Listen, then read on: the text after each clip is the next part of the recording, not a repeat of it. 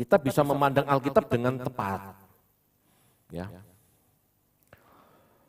Secara kanon PB dan pengakuan iman, ini saya sampaikan bersamaan karena memang kanon Perjanjian Baru dan pengakuan iman itu berjalan seiring.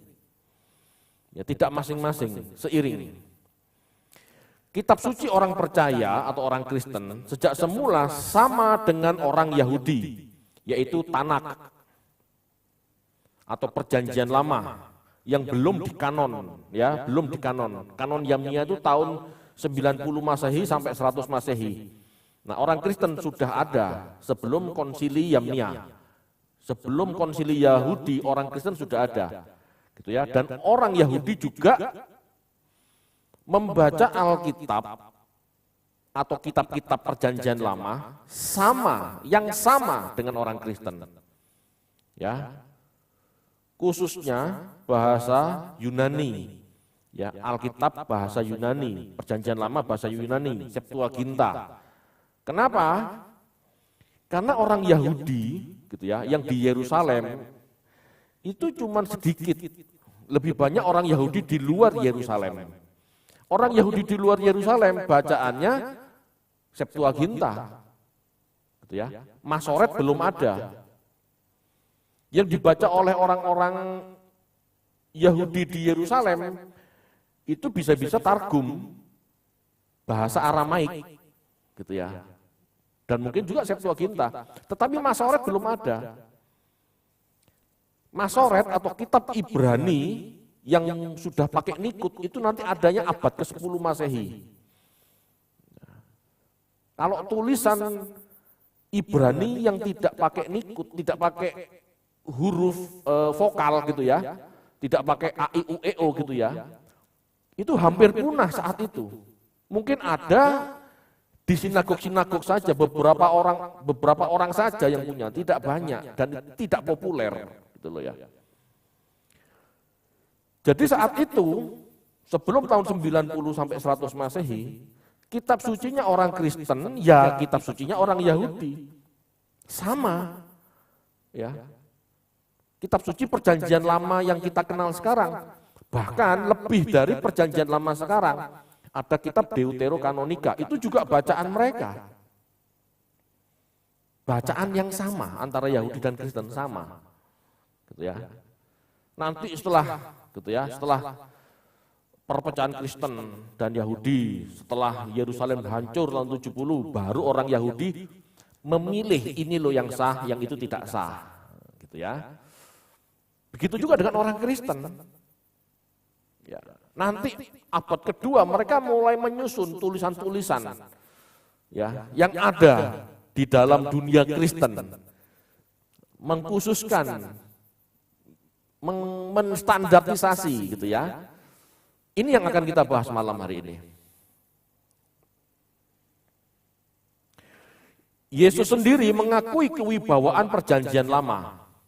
Meski memberi makna yang baru, meskipun memberi tafsiran yang baru pada ajarannya. Jadi ajaran Yesus memang tidak sama dengan ajaran Yahudi pada umumnya.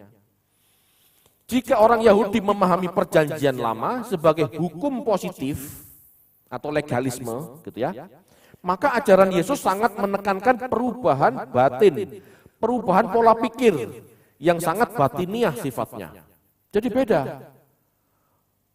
Orang Farisi, Saduki memahami Taurat, memahami tulisan-tulisan nabi-nabi yang ada saat itu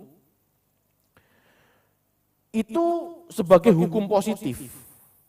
Tahu ya hukum positif? Ngerti semua hukum positif? Hukum positif seperti kita mengakui Undang-Undang Dasar 1945.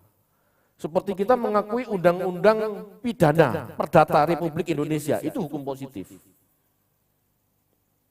Jadi mereka memperlakukan Taurat itu seperti hukum positif. Ya tidak salah kan, karena memang itu kerajaan kan, sistemnya kerajaan. Taurat itu kan undang-undang kerajaan, undang-undang gitu loh. Tetapi Yesus mengajar ya berdasarkan Taurat. Tetapi, gitu ya, Yesus sangat apa ya istilahnya, memberikan pencerahan pada batin, bukan ikut-ikutan sebagai hukum positif.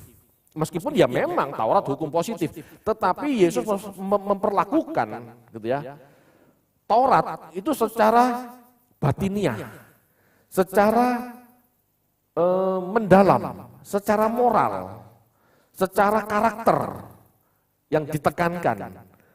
Bukan kalau kamu membunuh, kamu harus dibunuh. Kalau kamu berzina, harus dirajam. Kalau kamu istilahnya mencuri, kamu dipotong tangan. Tidak seperti itu. Yesus mengajar kalau orang supaya tidak dipotong tangannya ya jangan mencuri. Bagaimana jangan mencuri? Jangan mengingini milik sesamamu. Hendaklah kamu melepaskan segala milik. Jangan merasa butuh ini, butuh itu. Dengan seperti itu orang bisa mengendalikan diri, Bapak Ibu. Ya, jadi memang sifatnya berbeda, cara mengajar, cara menjelaskan, cara berpikir, cara sudut pandang Yesus berbeda dengan orang-orang Farisi. Ya, yang satu positif, yang satu batiniah sifatnya, ya. Yang satu legalisme, yang satu sifatnya sangat batiniah. Bahkan kekristenan melihat perjanjian lama sebagai buku sejarah akan lahirnya Yesus Kristus juru selamat. Ya. Perjanjian lama dilihat oleh orang Kristen bukan sebagai hukum positif, tetapi sebagai buku sejarah. Sejarah tentang janji Tuhan akan lahirnya juru selamat. Ya, contohnya banyak ya, ini banyak.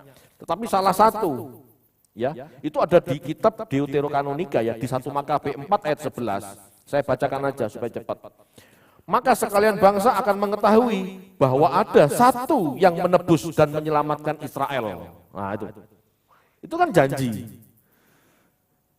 Itu yang dipegang oleh orang Kristen, ini loh, ada janji juru selamat. Di Septuaginta, Mazmur 39 ayat 6 kalau nggak salah itu ya, kalau nggak 6, 7, dikatakan Allah memberi apa? Allah menyediakan tubuh bagiku. Nah itu dia. Jadi orang Kristen memandang perjanjian lama itu bukan sebagai hukum positif, tetapi sebagai sejarah janji Allah tentang hadirnya juru selamat. Berbeda.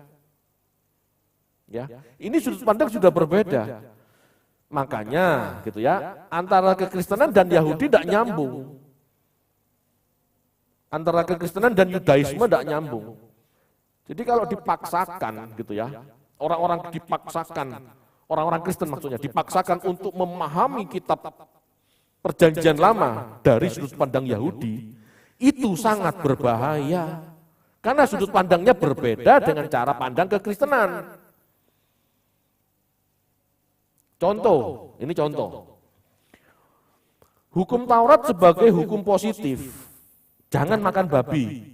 Berarti kalau kita memandang hukum Taurat sebagai hukum positif, ya kita tidak boleh makan babi loh. Karena kan hukum positif. Sama seperti Indonesia, melarang ganja. Tidak boleh mengkonsumsi ganja. Itu hukum positif, ketemu masuk penjara. Itu hukum positif.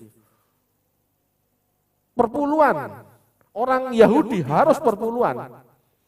Kalau kekristenan melihat hukum positif sebagai hukum Taurat sebagai hukum positif, ya harus perpuluhan. Tetapi kekristenan kan tidak mengharuskan perpuluhan. Kenapa? Karena hukum Taurat itu hukum untuk orang Israel, untuk orang Yahudi, bukan untuk orang Kristen. Orang-orang bangsa lain. Ingat ya, di dalam pola pikir Yahudi, hukum Taurat itu hukum negara juga sekaligus hukum keagamaan. Kalau kita melihat hukum Taurat sebagai hukum positif, kita jadi warga negara Israel. Israel kuno bahkan, bukan Israel yang sekarang, karena Israel sekarang juga tidak pakai hukum Taurat.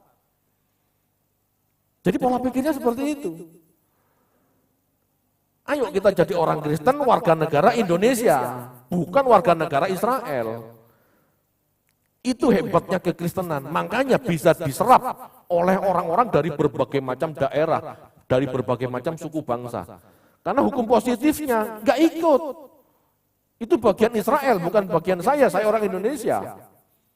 Itu maksudnya. Paham ya?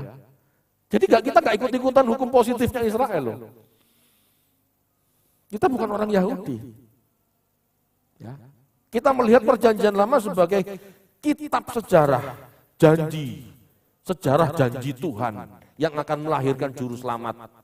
Ya itu. Lalu Pak ajarannya ikut ajaran Tuhan Yesus.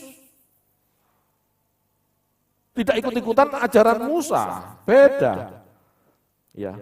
Biarlah Tuhan Yesus yang menafsir perjanjian lama dan kita mendengar ajaran Yesus, ya telanlah saja, ikuti saja, telan saja, gitu loh. Ya, jadi jangan terkecoh loh, karena banyak di dalam kekristenan sekarang dikit-dikit, ayo kita kembali ke Rut Yahudi. Rut Yahudi yang mana? Kita ini ikut Rut Yahudinya Yesus, bukan Rut Yahudinya Hillel, bukan ikut Rut Yahudinya Samai. Bukan ikut Rut Yahudinya Kayafas atau siapapun. Tidak, kita ikut Rut Yahudinya Yesus. Nah kalau orang nggak ngerti ini, akhirnya orang Kristen bingung lagi sama perjanjian lama, seolah-olah itu kitab sucinya. Perjanjian lama bukan kitab suci kita. Kita mengambil perjanjian lama sebagai kitab suci kita, itu sebagai dasar munculnya perjanjian baru. Gitu ya. Kitab suci kita itu perjanjian baru, bukan perjanjian lama. Perjanjian lama itu sebagai dasar saja, supaya tahu garisnya kemana. Kok tiba-tiba Yesus, para rasul ngomong begini, apa dasarnya? Nah dasarnya perjanjian lama, tetapi bukan hukum positifnya, janji Allahnya. Nah itu loh. Kalau tidak bisa membedakan ini pasti bingung Bapak Ibu. Ya. Demikian menurut Justinus Martir, ya, di dalam bukunya Dialog dengan Trypho, orang Yahudi, buku abad kedua, itu dijelaskan, gitu ya. Dengan demikian, sejak semula orang Kristen mengakui perjanjian lama sebagai kitab sucinya, namun tidak memaknai yang sama dengan orang-orang Yahudi pada umumnya, tidak memaknai yang sama. Paham ya? Orang-orang Kristen ini kan orang-orang Yahudi awalnya ya, orang-orang Kristen kan orang Kristen ini awalnya kan orang-orang Yahudi yang ada di perantauan. Jadi secara positif mereka ikut hukum aturan negara masing-masing, wilayah masing-masing gitu loh. Dan mengambil kitab Taurat, moralnya, janji Tuhannya, enggak ikut tradisinya, enggak ikut aturan positifnya, gitu ya. Ajaran Yesus dan para rasul lah yang dianggap Torah yang disempurnakan atau ajaran yang sempurna, gitu ya. Torah itu kan artinya bukan sekedar hukum, ada bisa diartikan dengan ajaran atau pencerahan, gitu ya. Ajaran Yesus dan para rasul lah yang dianggap Torah yang sempurna, gitu ya. Meskipun di abad pertama Masehi ajaran tersebut sudah beredar, namun belum dikanon, belum di-standar. Jadi Bapak Ibu perlu tahu, di abad pertama, surat-surat para rasul, Matius, Markus, Lukas, Yohanes, surat-surat Paulus, itu sudah beredar, tetapi belum dikanon, belum distandarkan. Ya, dan saat itu, belum bisa disebut kitab suci, karena masih surat-surat penggembalaan. Paham ya? Baru surat rasul untuk jemaat tertentu. Ini surat penggembalaan, tidak bisa dianggap kitab suci. Gitu ya. Meskipun memang berwibawa, meskipun isinya firman Tuhan, tetapi saat itu orang saat itu memandang ini tulisan-tulisan yang berwibawa, bukan kitab suci. Kitab suci mereka masih Septuaginta, kitab suci mereka masih perjanjian lama. Gitu ya. Saat itu abad pertama Masehi, Tulisan-tulisan tersebut belum sejajar kitab suci. Kita baca yuk, 2 Tesalonika 3 ayat 17.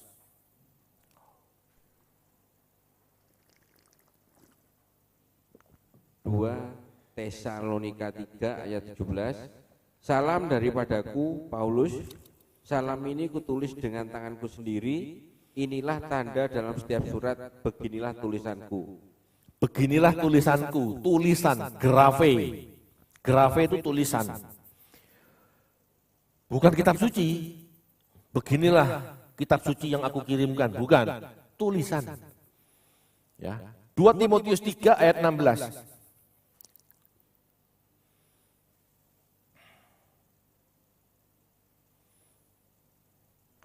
2 Timotius 3 ayat 16. Segala tulisan yang diilhamkan Allah memang bermanfaat untuk mengajar, untuk menyatakan kesalahan, untuk memperbaiki kelakuan, dan untuk mendidik orang dalam kebenaran. Segala tulisan, grafe. Tulisan yang mana? Tulisan-tulisan ini benar-benar masih tulisan, Bapak Ibu. Belum kitab suci, belum perjanjian baru. Lanjut. 2 Petrus 3 ayat 16.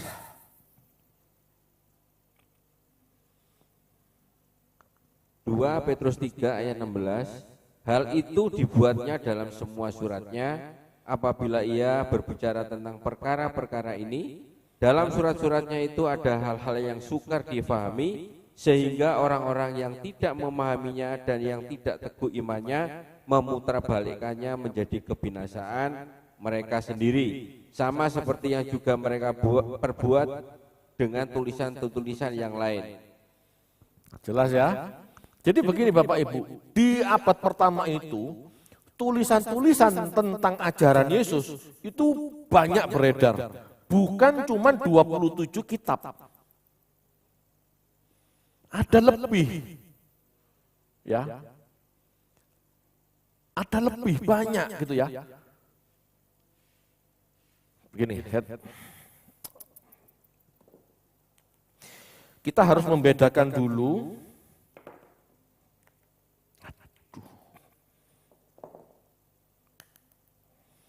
ya, kita harus membedakan dulu antara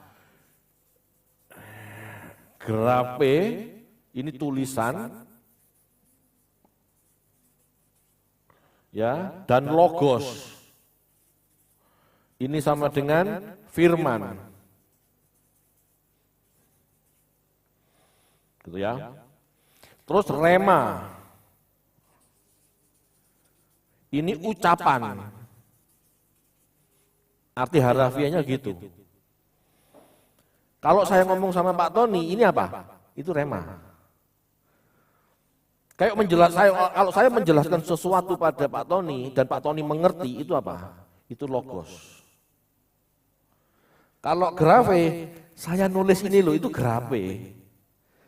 Apakah semua grafe firman Tuhan? Tidak. Gitu loh ya.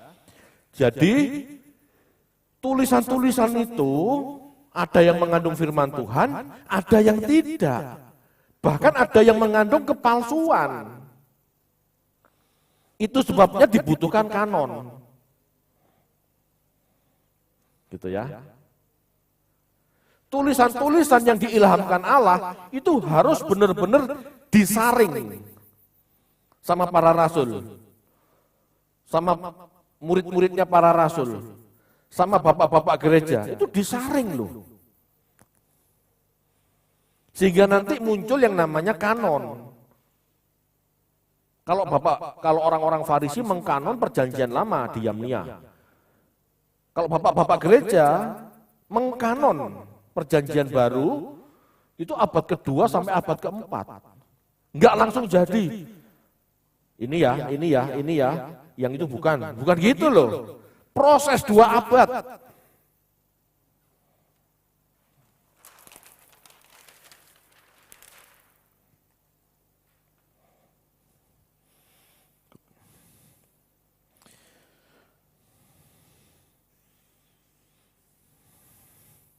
Ini tulisan, banyak tulisan.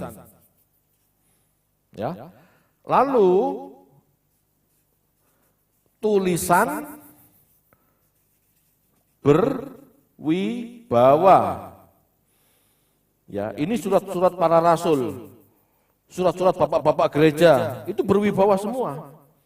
Nanti yang dipilih itu baru disebut kitab suci setelah melalui kanon.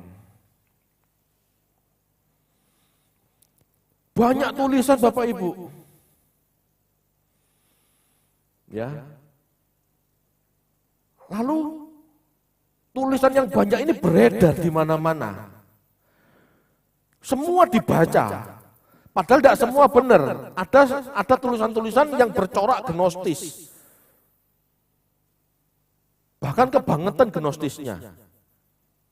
Loh, perjanjian baru sebenarnya bercorak gnostis loh, kebanyakan. Tetapi enggak banget gitu loh. Ya, perjanjian baru ini memang bercorak gnostis, tetapi masih benar gitu loh. Tetapi gnostis yang benar-benar filsafat Yunani banyak. Ini tidak masuk kanon. Contohnya, misalnya ya, surat Barnabas. Di abad kedua itu ada yang namanya surat yang dibaca, surat Barnabas. Ini tidak masuk kanon Bapak Ibu, ditolak masuk kanon. Tapi bukan berarti salah semua, ini masih disebut tulisan berwibawa. Nah, ini oke. Seperti itu. Ada juga, nggak tahu mungkin abad keempat dan selanjutnya tuh ya, Injil Barnabas. Ini masuk tulisan ini, bahkan ini palsu, pseudo. Ini dianggap palsu, nggak masuk kanon. Surat Barnabas masuk tulisan berwibawa, tetapi tidak masuk kitab suci. Loh, nggak segampang bayangan kita kan mengkanon. Jadi kalau orang-orang sebelah yang ngomong, ditemukan Injil Yudas, Injil Barnabas, mereka tuh ketinggalan kereta sebetulnya. Kenapa? Di zaman itu, di abad 1 sampai abad ketiga, bahkan sampai abad 4, yang namanya Injil itu banyak. Tetapi tidak semua mengandung firman Tuhan. Hanya yang dianggap oleh bapak-bapak gereja mengandung logos, baru dianggap firman Tuhan. Gitu loh. Amin? Paham sampai sini ya? Jadi hati-hati. Begitu juga dengan perjanjian lama, tidak semua mengandung logos. Itu kan di kanon Yahudi. Bukan di kanon bapak-bapak gereja. Berwibawa, bermakna bagi Yahudi. Tapi bagi kita, tidak bermakna. Contohnya, maaf ya, ini akan menimbulkan perdebatan, tetapi terserah, ini kan pendapat saya. Contohnya surat Esther, kitab Esther. Penting enggak buat iman Kristen? Enggak penting. Itu penting buat orang Yahudi, buat apa ya istilahnya? Buat tradisi Yahudi. Dari kitab Esther muncul hari raya Purim. Tapi bagi orang Kristen bermakna apa? Enggak bermakna apa-apa. Itu kitab sejarahnya orang Yahudi kok. Tidak ada nama Tuhan di situ. Dan kisahnya pun Esther jadi istrinya Esther jadi istrinya Ahasiweros gitu ya, untuk menyelamatkan orang Yahudi. Padahal firman Tuhan, perjanjian lama jelas ngomong, jangan kamu menikah sama orang di luar sukumu. Jangan kamu menikah dengan orang yang tidak takut akan Tuhan, kan? Loh, berarti kan dia melanggar sebetulnya. Nah, paham ya? Contoh lagi yang bukan firman Tuhan. Doa Yabes. Itu kan cuma cerita bahwa ada anak yang teraniaya, yang terlunta-lunta gitu ya. Minta berkat yang banyak dari Tuhan. karena dia sudah towo menderita, kan gitu. Nah ini dianggap firman Tuhan. Ya salah besar. Paham ya? Jadi tidak semua disebut firman Tuhan. Ya. Tetapi tulisan yang mengandung firman Tuhan di dalam perjanjian baru itu sudah dikanon. Ya. Tapi kalau perjanjian lama, karena bukan orang Kristen yang mengkanon, karena bukan bapak-bapak gereja yang menganon, kita harus hati-hati perjanjian lama itu. Itu kan kanonnya orang Yahudi. Dasarnya apa? Ya kepentingan Yahudi, bukan kepentingan kita. Paham? Jadi kita harus bisa narik benang merah yang terhubung dengan perjanjian baru. Ya itulah firman Tuhan bagi kita. Ya. Nah, cara berpikir ini harus kita punya. Supaya kita tidak salah membaca. Supaya kita tidak salah memahami. Oke?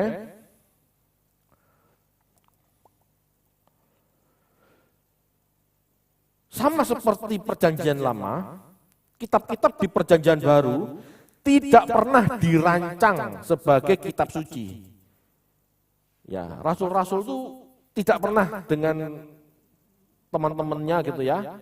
Petrus ngomong sama Yohanes, ayo Nes, kita buat kitab suci yuk. Tidak. Enggak ada rundingan, kesepakatan buat kitab suci, tidak ada. Ya.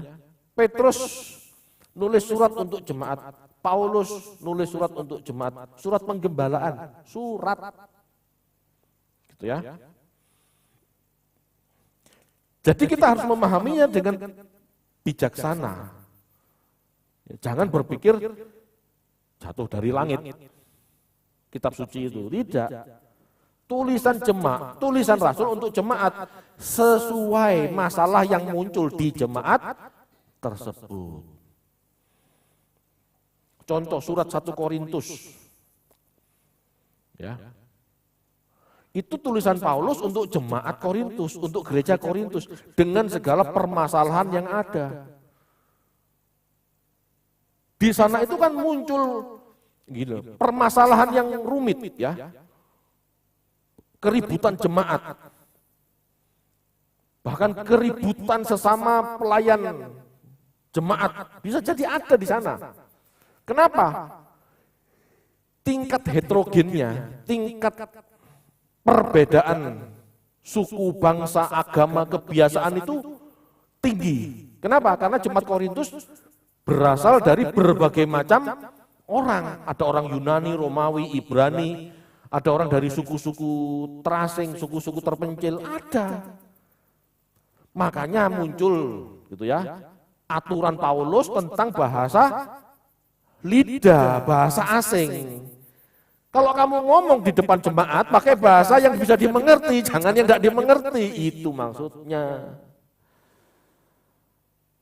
Ya, suatu saat akan saya kupas tuntas masalah 1 Korintus 14. Jadi kita harus melihat surat-surat itu sesuai masalah di jemaat itu saat itu. Jangan langsung ditarik di zaman sekarang. Tidak bisa. Gitu ya. Jadi jangka waktu yang diperlukan penulisan surat-surat perjanjian baru sampai komplit itu sekitar ya 80 tahun maksimal. Ya. Mulai dari 1 Tesalonika itu surat paling tua sekitar tahun 40-an gitu ya. Sampai dengan surat Yohanes atau surat Ibrani atau surat yang lain ya, tapi tidak lebih dari tahun 120 Masehi. Jadi penulisan surat-surat perjanjian baru ya, itu antara tahun 40 sampai 120. Penulisannya gitu ya. Tetapi ini belum jadi kitab suci loh. Masih tulisan-tulisan untuk jemaat-jemaat yang terpencar-pencar. Kalau jemaat yang lain butuh, misalnya tulisan Paulus untuk Efesus, sedangkan mungkin jemaat Smyrna butuh, ya dia catat, dia salin, gitu ya. Jadi masih surat.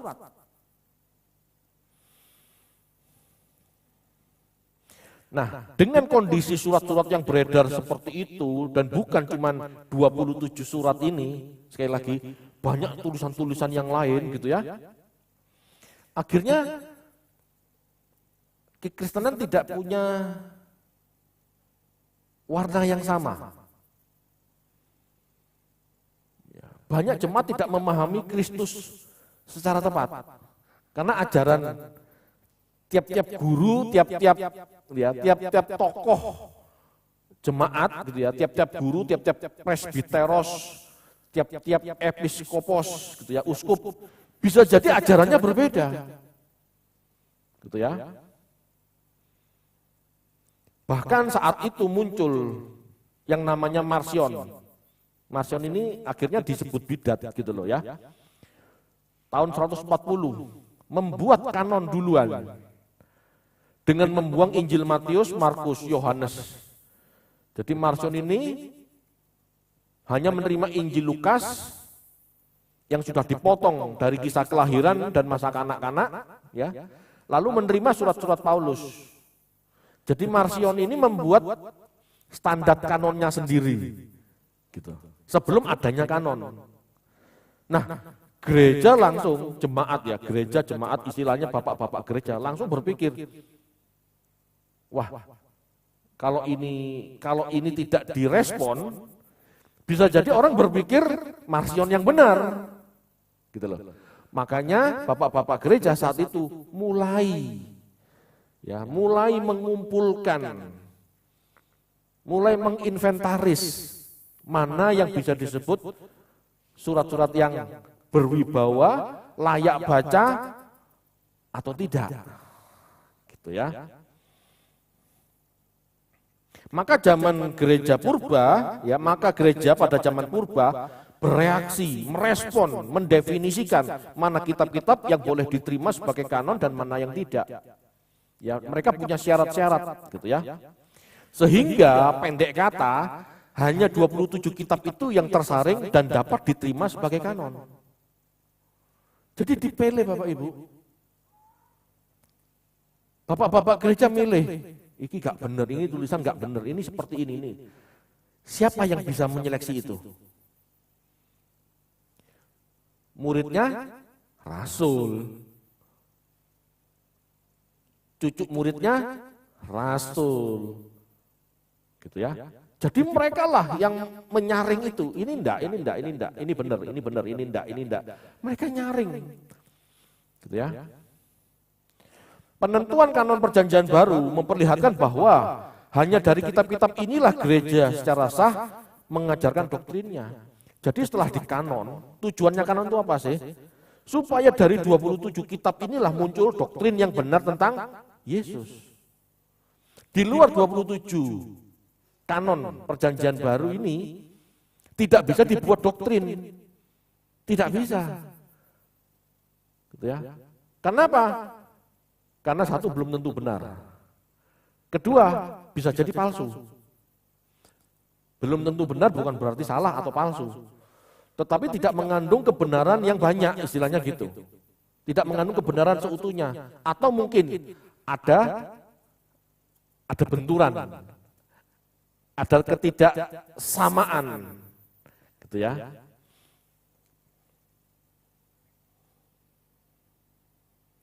Jadi gereja secara sah gitu ya, memahami Kristus dan ajarannya itu hanya dari kitab-kitab yang dikanon. Tidak dari tulisan atau kitab yang lain yang tidak terkanon. Contoh, ini contoh. Masa kecil Yesus diceritakan menciptakan burung. Betul ya? Itu ada di surat-surat yang lain loh. Itu ada di surat-surat yang lain yang tidak masuk kanon. Dan itu tidak bisa diajarkan jadi doktrin. Tapi penciptaan burung oleh bocah Yesus ini, gitu ya, diambil tangga kitab sucinya. Paham ya? Padahal kisah itu tidak ada di kanon, adanya di tulisan-tulisan yang lain. Gitu. Paham ya? Betapa ribetnya. Bayangkan loh. Kita yang menguasai standar penulisan ilmiah saja, males kan? Membaca ini kitab benar apa tidak. Tapi kita harus bersyukur bapak-bapak gereja dulu mau rela mengkanon itu. Kalau enggak gimana jadinya sekarang? Sudah dikanon aja masih berbagai macam denominasi muncul kok. Apalagi enggak dikanon. Waduh ngawur luar biasa. Bersyukurlah ada Alkitab ya. Jadi Anda tahu yang harus Anda baca. Tentu saja ya, saat ini kita tahu kemampuan berpikir kritis yang benar. Yang belum tentu dimiliki orang zaman dulu itu, yang belum tentu dimiliki bapak-bapak gereja dalam menentukan kitab-kitab yang masuk kanon. Tetapi yang mengherankan bahwa 27 kitab yang dikanon sangat akurat dan tidak bertentangan satu dengan lainnya. Itu loh yang disebut inspirasi Roh Kudus. Jadi inspirasi Roh Kudus itu bukan didikte Bapak Ibu, mereka mikir ini ajaran yang benar yang mana, itu ada sisi-sisi manusia pakai otaknya. Pasti berdoa itu pasti, tetapi mereka mikir loh. Jadi kalau Anda baca Alkitab tidak mikir itu sangat salah. Karena semua ini nyambung, terhubung. Menjadi satu pokok pikiran yang benar. Pengkanonan perjanjian baru seiring dengan pengakuan iman yang berkembang. Ya. Pengakuan iman yang paling tua diperkirakan pertengahan abad kedua, jadi sekitar tahun 150-an. Adalah pengakuan imam baptisan Romawi yang umumnya disebut Romanum atau R. Ini paling tua ya, pengakuan iman paling sederhana untuk persiapan baptis. Zaman itu sudah ada. Bunyinya begini. Aku percaya di dalam nama Allah Bapa. Aku percaya di dalam Allah Bapa yang Maha Kuasa dan di dalam Yesus Kristus satu-satunya anaknya diperanakkan Tuhan kita. Dan di dalam Roh Kudus, gereja yang kudus, kebangkitan daging. Udah, sederhana, pendek, singkat-singkat. Ya, dari pertengahan abad kedua inilah orang-orang Kristen mengimani kekristenan yang benar. Sampai akhirnya muncul pengakuan iman Nisea, itu jauh lebih komplit. Ya, saya sudah bagikan tadi pagi di grup WA. Silakan baca, itu pengakuan iman yang sudah canggih gitu loh. Yang sudah komplit, yang sudah canggih, yang sudah sempurna istilahnya. Jadi munculnya kitab suci, kanon kitab suci gitu ya, munculnya kanon kitab suci dan berkembangnya pengakuan iman ini sejalan. Sejalan sesuai apa yang diterima jemaat mula-mula, jemaat-jemaat tertua. Salah satu syarat kanon gitu ya, itu adalah diterimanya sebuah surat oleh kebanyakan jemaat tua. Contoh, kitab Roma, tulisan Paulus. Itu kan untuk kitab Roma, pasti dibaca kitab Roma, pasti dibaca jemaat Roma, betul? Roma mengakui, masalahnya jemaat Yerusalem mengakui enggak? Jemaat Efesus mengakui enggak? Jemaat Antioquia mengakui enggak? Kalau kebanyakan jemaat mengakui, ya itu kanon. Kalau tidak diakui, dipending. Belum tentu ditolak, tapi dipending dulu. Ada surat-surat yang seperti itu. Ya nanti kita bahas itu satu-satu. Jadi kuliah malam ini ya. Dari pengakuan iman yang sederhana ini dikembangkan oleh Irenaeus dan Tertullianus sampai akhirnya berkembang, berproses, berkembang terus menjadi pengakuan iman Nisea tahun 325. Ya, pengakuan iman ini penting sebagai pembeda atau pembantah dari golongan bidat, doketisme dan monarkianisme. Jadi pengakuan iman ini penting. Aku percaya begini, aku percaya begini, aku percaya begini. Beda sama kamu ya, kamu percayanya tidak seperti itu. Ngerti ya maksudnya ya, pengakuan itu ini penting. Makanya kita ucapkan setiap kali kita ibadah karena kita tahu yang kita akui itu apa. Nah, tapi gereja zaman sekarang canggih-canggih. Mereka buat pengakuan iman sendiri, gitu ya. Padahal belum tentu pengakuan imannya benar. Saya tidak ngomong salah ya, belum tentu benar. Gitu. Tetapi kalau pengakuan iman rasuli atau pengakuan iman Nisea ini kan sama. Pengakuan iman Nisea itu kan pengakuan iman panjang, pengakuan iman rasuli, pengakuan iman pendek kan. Itu sebetulnya sudah dari dulu seperti itu. Kalau kita pakai itu sebetulnya kita percaya seperti apa yang diajarkan para rasul. Di luar apa yang ditulis pengakuan iman rasuli atau Nisea, yaitu pendapat masing-masing. Jangan bertengkar ribut gara-gara itu. Yang penting pengakuan imannya sama enggak? Sepakat enggak? Sepakat. Perkara nanti bapak lebih besar daripada anak atau sejajar, itu urusan masing-masing, gitu. Enggak bisa itu disamakan. Karena bapak-bapak gereja pun pendapatnya beda-beda. Ya, meskipun dalam konsili tertentu itu disepakati sama, kan nggak bisa juga seperti itu, gitu ya. Jadi kita mengakui pengakuan iman yang mana dulu, yaitu, dan kita mengakui pengakuan rasuli, ya. Tulisan-tulisan abad pertama ini terus berkembang dan semakin banyak, ya, semakin banyak. Banyak ditemukan gitu loh ya, diinventaris kan oleh bapak-bapak gereja, dan itu banyak ternyata. Namun tidak semua mengandung nilai-nilai kebenaran, sehingga dirasa perlu untuk distandarisasi. Jumlah tulisan-tulisan yang dianggap sakral gitu ya, oleh gereja purba, itu sebetulnya lebih dari 27, dari banyak yang dianggap sakral, lebih dari 27 sebetulnya. Namun tidak semua disepakati, gitu loh. Yang disepakati 27 saja.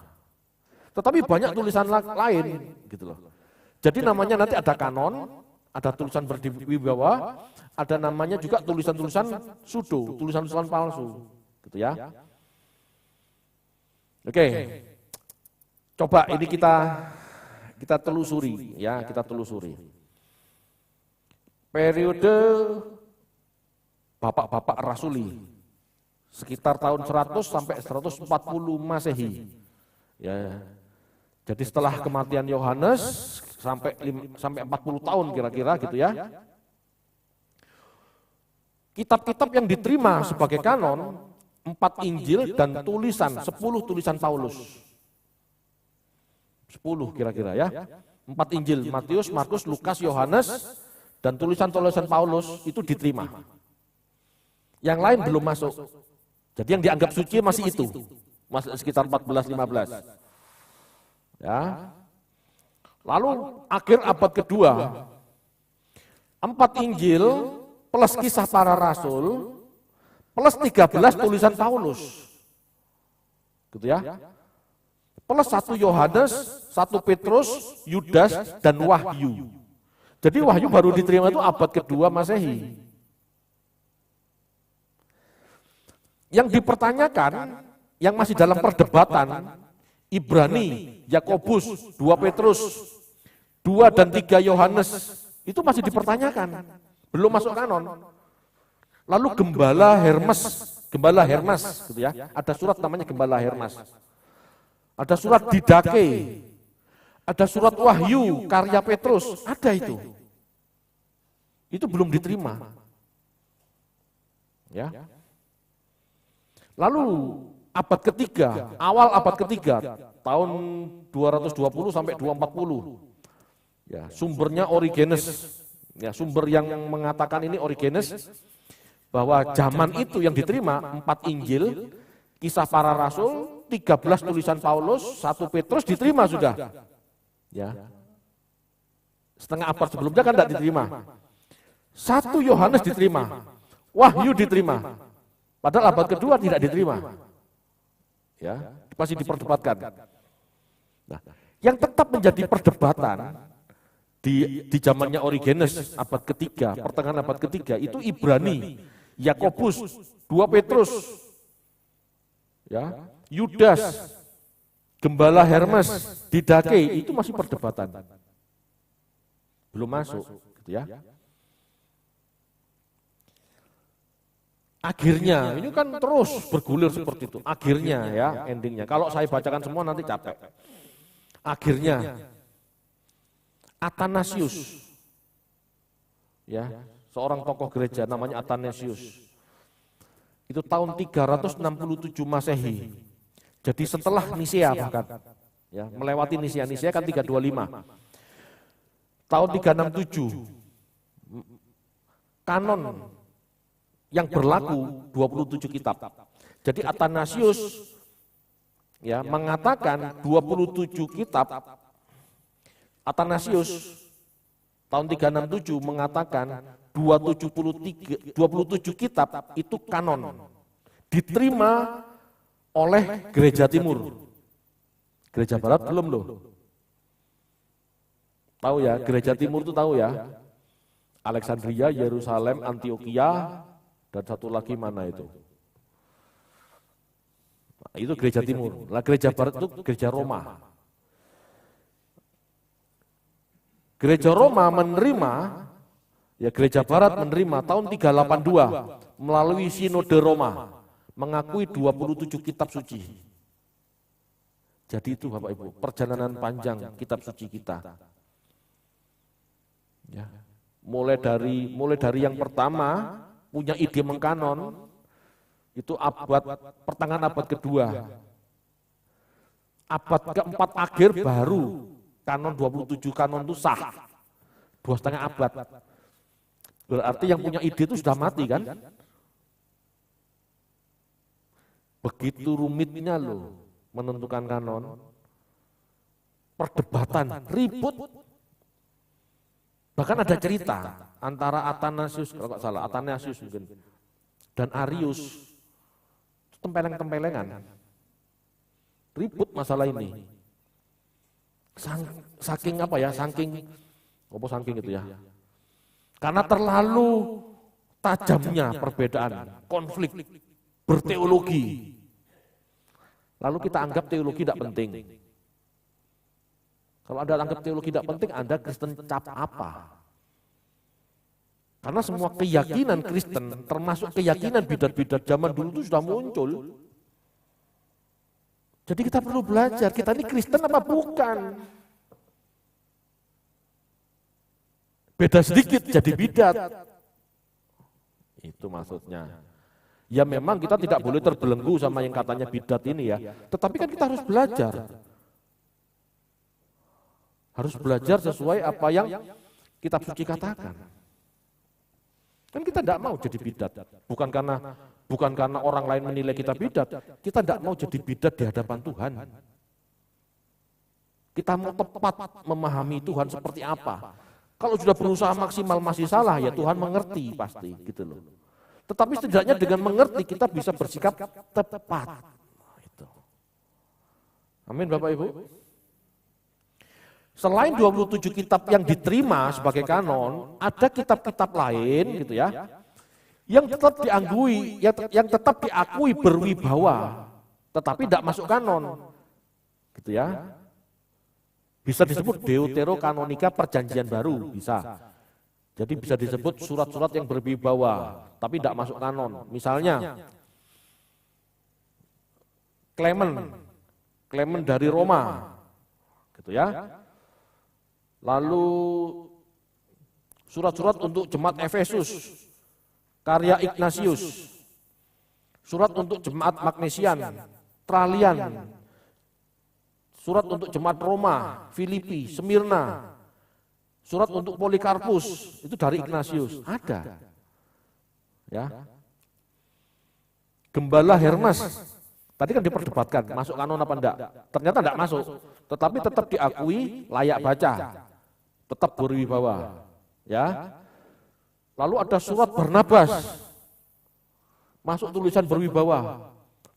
Surat Barnabas ini bukan Injil Barnabas ya, beda. Lalu ada surat-surat lain,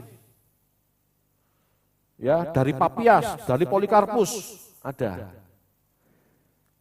Nah orang Protestan hanya mengenal yang di kanon. Kenapa? Ya mereka kekurangan informasi sejarah, gitu ya. Padahal 27 kitab-kitab ini bisa jadi kanon juga karena peneguhan dari tulisan-tulisan yang beredar saat itu, termasuk yang tulisan berwibawa ini. Ya, contohnya tulisan Barnabas itu banyak mengutip tulisan-tulisan Paulus. Tetapi tidak masuk kanon. Kenapa? Ya karena bukan rasul istilahnya gitu ya, bukan ditulis abad pertama. Nah, gitu. Banyak kriterianya. Tetapi bukan berarti salah. Ya, seperti itu. Kitab-kitab yang diperdebatkan dalam kanon perjanjian baru pada akhirnya diterima, gitu ya. Kitab Ibrani, Yakobus, 2 Petrus, 2-3 Yohanes, Yudas, Wahyu akhirnya diterima. Ya. Gembala Hermes, Didake, lalu Wahyu Petrus, nah ini ditolak masuk kanon, tetapi tetap dibaca. Bapak Ibu, jadi dengan mengerti sejarah kanon, kita tahu sejarah bacaan kita. Kita tahu terjadinya perjanjian baru. Ya. Jadi jika kita melihat perkembangan kanon perjanjian baru, kita harus menyadari bahwa tulisan yang kita kenal, yaitu kitab suci perjanjian baru, tidak jatuh dari langit. Ada sisi manusiawi. Kita seharusnya memandang kitab suci sebagai tulisan manusia yang diinspirasi Roh Allah. Tulisan manusia yang diinspirasi Roh Allah. Paham ya? Jadi kita tetap harus hati-hati. Namanya tulisan manusia. Tetapi kita bisa percaya bahwa yang kita baca benar, karena itu inspirasi Roh Allah. Jadi tetap harus dua. Hati-hati itu jadinya. Gak asal comot. Ya.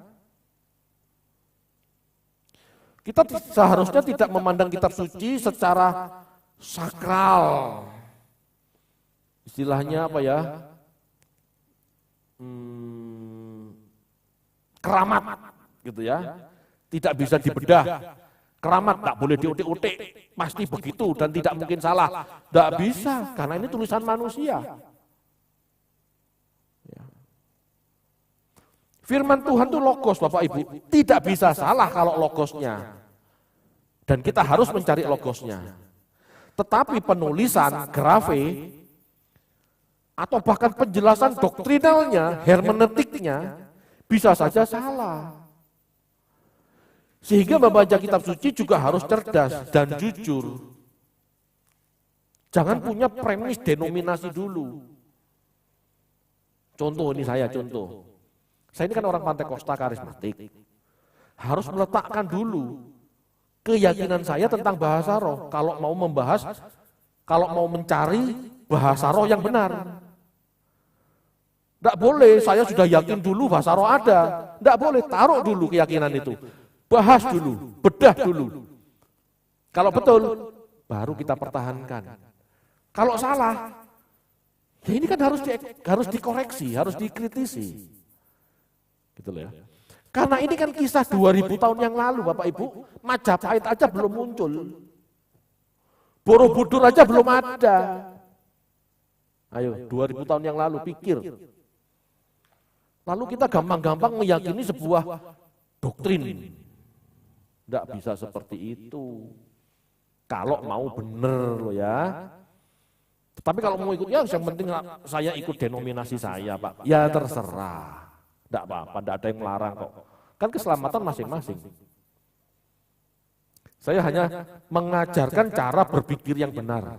Itu maksudnya. Kenapa? Ya karena ini keselamatan kita loh. Amin Bapak Ibu. Ini pentingnya belajar kanon kitab suci. Bukan teknisnya, tapi dari teknis itu kita bisa ambil apa? Itu ya.